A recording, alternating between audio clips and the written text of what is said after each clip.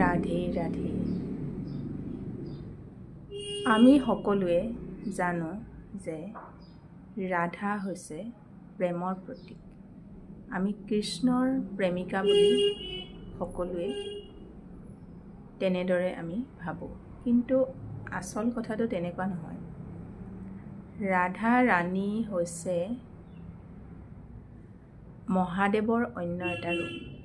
ৰাধা ৰাণী ইমানেই সুন্দৰ, যেনেকৈ মহাদেৱ সুন্দৰ।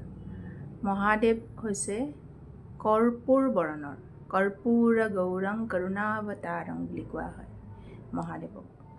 কৰ্পূৰৰ নিচিনা বগা, কিন্তু তেওঁ চিতা ভস্মই লেপন কৰি থৈ দিয়াৰ কাৰণে তেওঁ আকৃতিটো আমি ভয়ংকৰ ৰূপত দেখা পাওঁ। তেওঁ মহাদেৱে কাক পূজা কৰে জানেনে? মহাদেৱে আৰাধ্যা ৰাণী ৰাধা ৰাণীক সদায় স্মৰণ কৰে। মা পাৰ্বতীও ৰাধা ৰাণীক স্মৰণ কৰে। সেইকাৰণে বৃন্দাবনত এটা ৰাধা কটাক্ষ স্তোত্ৰ বুলি এটা স্তোত্ৰ বৃন্দাবনৰ অলিয়ে গলিয়ে সেইটো ধ্বনি হৈ থাকে।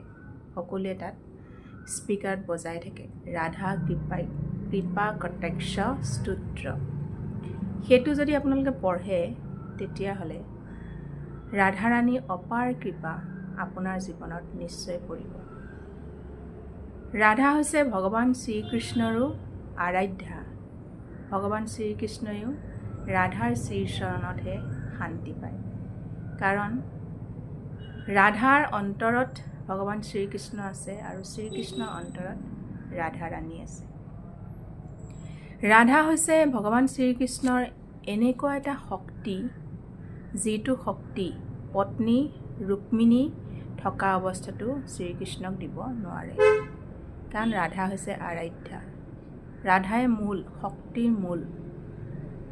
যেতিয়া দ্বাপৰ যুগত তেওঁলোকৰ বিস্তাৰৰ কাৰণে মহাদেৱে ৰাধাৰ ৰূপ লৈছিলে, আৰু ভগৱান শ্ৰীকৃষ্ণ হৈছে মা কালীৰ অন্য এটা ৰূপ। মানে কালী হৈছে ভয়ংকৰ ৰূপত আমি সকলোৱে দেখিছোঁ, কিন্তু সেই ভয়ংকৰ ৰূপটো আচলতে ভয়ংকৰ ৰূপ নহয়, এটা সৌন্দৰ্যৰহে ৰূপ। যদি আমি বিশেষভাৱে চালি জাৰি চাবলৈ যাওঁ, এটা সৌন্দৰ্যৰ ৰূপ। সেই সৌন্দৰ্যৰ ৰূপত ভগৱান শ্ৰীকৃষ্ণ আহিলে আৰু ৰাধা মহাদেৱৰ ৰূপত আহিলে। দুইটা এটা শক্তি, ইটোৰ সিটোৰ মানে একেটাই শক্তি হয়। আপোনালোকে ভগৱান শ্ৰীকৃষ্ণক পূজা কৰিলে যিখিনি নাপায়, যদি ৰাধাৰ নাম জপ কৰে, ৰাধাক যদি আৰাধ্য দেৱী হিচাপে পূজা কৰে, তেতিয়াহ'লে ভগৱান শ্ৰীকৃষ্ণৰ চৰণ কমলত আপোনালোকে নিশ্চয় ঠাই পাব।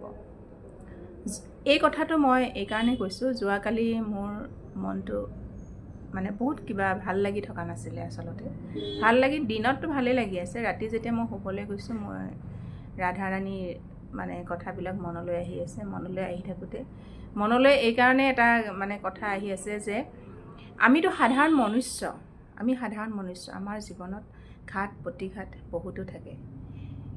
নাৰী জাতি সদায় কলংকিত ৰূপতে দেখা পোৱা যায়। নাৰীক সদায় সমাজে কলংকিত বুলিয়ে মানে বিবেচিত কৰে। নাৰীক সকলোৱে মানে ডমিনেট কৰিবলৈ চায়, সেইটো পুৰুষেই হওক বা সমাজেই হওক, যিয়ে হওক, সকলোৱে তেনেধৰণে মানে ডমিনেট কৰি থাকিব বিচাৰে।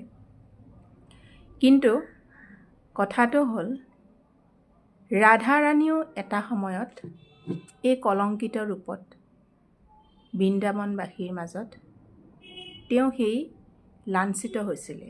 কেনেকৈ জানেনে?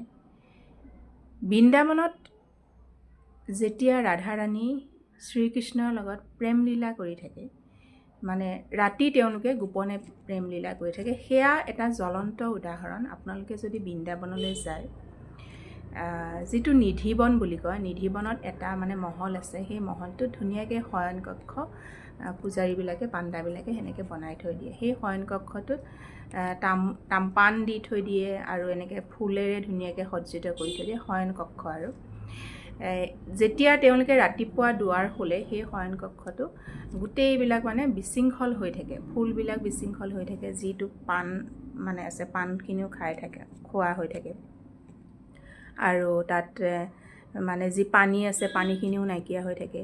এইটো তেওঁলোকৰ বিশ্বাস, আৰু বিশ্বাস মানে সেইটো কোনোবাই যে আহি যে কৰে তেনেকুৱা নহয়।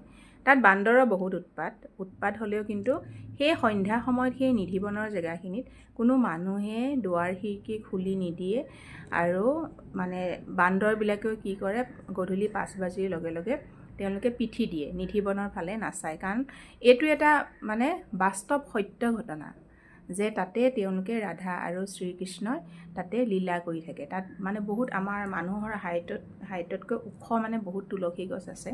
যিসকলে নিধিবনলৈ গৈছে তেওঁলোকে হয়তো গমেই পাইছে কথাখিনি, মই নজনাখিনিৰ কাৰণেহে কথাটো বুজাবলৈ গৈছোঁ। তাত তেওঁলোকে লীলা কৰি থাকে, আৰু যিমানখিনি তুলসী গছ আছে তুলসী গছবিলাক ইফালৰ পৰা সিফালে হয় বুলি তাৰ পাণ্ডাবিলাকে কয়। মানে সেইটো জ্বলন্ত কথাটোহে মই আপোনালোকৰ আগত কৈছোঁ। এতিয়া কথাটো হ'ল ৰাধাৰাণী কলংকিত কথাটোৱে মই ক'বলৈ গৈছিলোঁ। ৰাধাৰাণীক যেতিয়া মানে বিবাহিত হৈও, কৃষ্ণটো বিবাহিত পুৰুষ হৈও ৰাধাৰ লগত মানে তেওঁলোকে যিহেতুকে ৰাতি মনে মনে প্ৰেম লীলা কৰি থাকে, সেই প্ৰেম লীলাটোক সমাজে কি বুলি কৈছিল জানেনে? সমাজে ৰাধাৰাণীক কলংকিত বুলি কৈছিলে, যে চৰিত্ৰহীনা স্ত্ৰী, সেইটো দ্বাপৰ যুগৰ কথা কৈছোঁ মই, চৰিত্ৰহীনা স্ত্ৰী এনেকৈ বুলি ৰাধাৰাণীক কলংকিত কৰিছিলে। ৰাধাৰাণী সেইখিনি সময়ত বহুত মানে ভাগি পৰিছিলে, কাৰণ সমাজৰ কলংকিত বস্তুটো এগৰাকী নাৰীহে জানে কিমান অন্তৰত দুখ থাকে। মই সেই কথাখিনি মানে আচলতে ভাবি থাকিলোঁ ৰাতি।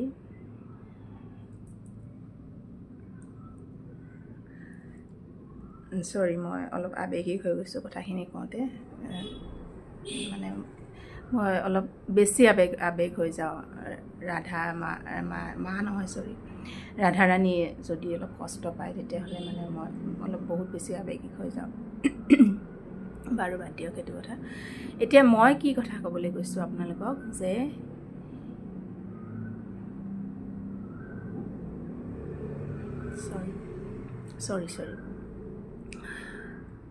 যেতিয়া ৰাধা কলংকিত হৈ গৈছিলে তেতিয়া ভগৱান শ্ৰীকৃষ্ণই সেইটো গম পাই গৈছিলে যে ৰাধাক সমাজে কলংকিত কৰিছে। সেই কলংকিতৰ মানে দুখটো আঁতৰাবৰ কাৰণে ভগৱান শ্ৰীকৃষ্ণই নিজে বেমাৰত পৰি গ'ল। বেমাৰত যেতিয়া পৰি গ'ল মানে যমদূতে নিব লগা নিচিনা এনেকুৱা পৰিস্থিতিৰ বেমাৰত পৰি গ'ল, জ্বৰ উঠিলে। আৰু তাৰপাছত তেতিয়া সকলো বৈদ্যবিলাকক আনিলে, মানে কোনো ভাল কৰিব পৰা নাই।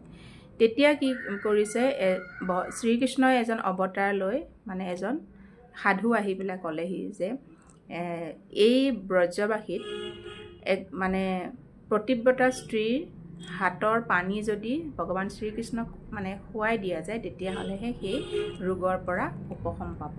কিন্তু কিহত আনিব লাগিব পানীখিনি? যমুনা নদীৰ পানী আনিব লাগে বুলি কৈছে। যমুনা নদীৰ পানীখিনি এখন চালনীত আনিব লাগিব বুলি সেই সাধুজনে শ্ৰীকৃষ্ণৰ ৰূপ অৱতাৰ লৈ পেলাই ক'লেহি কথাখিনি। তাৰপাছত সকলোবিলাক আহিলে, গাঁৱৰ মহিলাবিলাক আহিলে যে প্ৰতিব্ৰতা স্ত্ৰী কোন হয় সেইটো প্ৰমাণ কৰিবৰ কাৰণে। সকলোৱে যমুনা নদীত পানী উঠাইছে, কাৰণ চালনীখনততো পানী উঠোৱাটো অসম্ভৱ কথা। যিমানেই মানে সকলোৱে উঠাইছে পানীখিনি তললৈ সৰি গৈছে। তাৰপিছত আৰু মানুহ নাইকিয়া হৈ থাকিলে। লাষ্টত ৰাধাক মানে আনিবৰ কাৰণে চবেই কাকতি মিনতি কৰিলে, ৰাধা আহিলে। ৰাধাই যেতিয়া পানী উঠাইছে সেই চালনীখনতে পানী উঠি গৈছে। পানী উঠি সেই পানীখিনি ভগৱান শ্ৰীকৃষ্ণক যেতিয়া খুৱাই দিছে তেতিয়াহে ভগৱান শ্ৰীকৃষ্ণ সেই বেমাৰৰ পৰা ভাল হ'ল। সেই ৰূপটোৱে মানে সেই কাহিনীটোৱে এইখিনিকে বুজায় যে ৰাধা এগৰাকী পতিব্ৰতা, যদিও তেওঁ লীলাহে কৰে। কাৰণ মই এইটোৱে কৈছোঁ, তেওঁলোকে এটা লীলা কৰিবলৈহে আহিছিলে, আমাৰ সমাজত এটা শক্তি বিস্তাৰ কৰিবলৈহে আহিছিলে। গতিকে ভাবকচোন, এগৰাকী দেৱীও মানে এই আমাৰ সমাজৰ কিছুমান লোকৰ পৰা ৰক্ষা পোৱা নাই। গতিকে আমাৰ নিচিনা সাধাৰণ মনুষ্যই জানো ৰক্ষা পাম? আমি সেই শ্ৰীজীকে আমি বিচাৰি পোৱা নাই।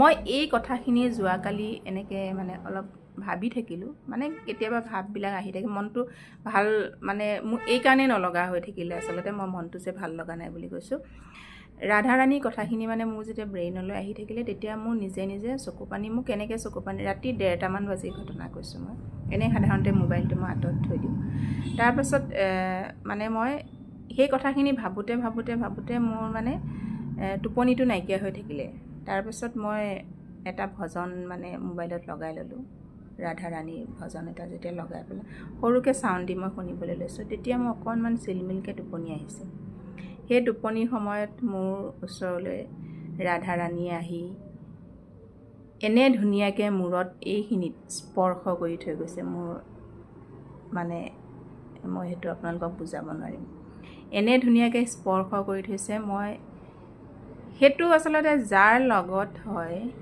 তেওঁহে গম পায় তেতিয়া মই পটককৈ সাৰ পাই গৈছোঁ যে মোক কিহে স্পৰ্শ কৰিলে মানে মোক শুবলৈ দিছে মই তেতিয়া ভাবিছোঁ প্ৰতিটো মুহূৰ্ততে যদি আপুনি নিজৰ ভক্তিৰে ভাৱেৰে যদি যাক আপুনি আৰাধ্যা বুলি ভাবে যাক আপুনি ভক্তি কৰে তেওঁ আপোনাৰ কেতিয়াও এৰা নিদিয়ে যিকোনো সময়তে যেনে ধৰণৰ পৰিস্থিতিতে হওক আপোনাৰ ওচৰত থিয় হ'বই কাৰণ মোৰ টোপনিটো ক্ষতি হ'লে ৰাধাৰাণীয়ে জানে কাৰণ পিছদিনাখন আকৌ সেই মানে দিনটো যেনেধৰণে আমি কাৰ্য কৰিব লাগে কৰিবই লাগিব গতিকে মোক শুবলৈ তেওঁ এনেকুৱা ধুনীয়াকৈ মূৰত হাত বুলাই থৈ গৈছে সেই অনুভৱ মই পাহৰিব নোৱাৰোঁ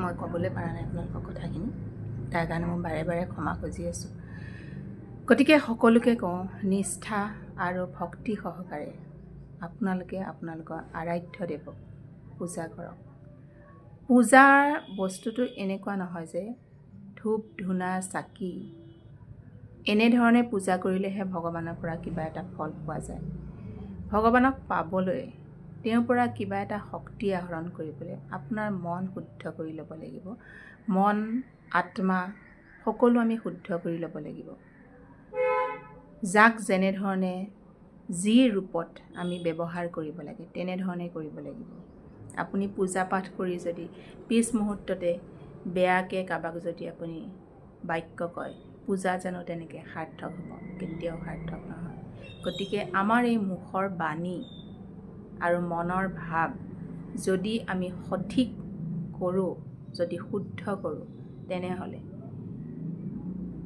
ইষ্টদেৱে আপোনাৰ জীৱনত নিশ্চয় সকলোবিলাক সমস্যাৰ পৰা আপোনাক আঁতৰ কৰিব কেৱল আমি লালসাত লোভত পৰি যিকোনো কাম কৰিব নালাগে আপোনালোক সকলোৱে ভক্তিত অটল হৈ থাকক নাম ধৰ্মত আপোনালোকে থাকক নাম জপ কৰি থাকক নাম জপত বহুত শক্তি আছে যিখিনি আপোনাৰ জীৱনত নিগেটিভ বস্তু আছে সেই নিগেটিভ বস্তুখিনি আঁতৰ কৰিবলৈ সদায় মই বাৰে বাৰে কৈ থাকোঁ আপোনালোকে চেষ্টা কৰক যেতিয়া নাম জপ কৰিব আপোনাৰ যেতিয়া তেওঁৰ প্ৰতি আকৰ্ষণটো বঢ়াবলৈ আপুনি চেষ্টা কৰিব তেতিয়া সকলো সংকট তেওঁ নিজে মূৰ পাতি ল'ব সকলোৱে তেনেধৰণে থাকিব কুশল হ'ব মংগল হ'ব জয় শ্ৰীৰাম জয় হনুমান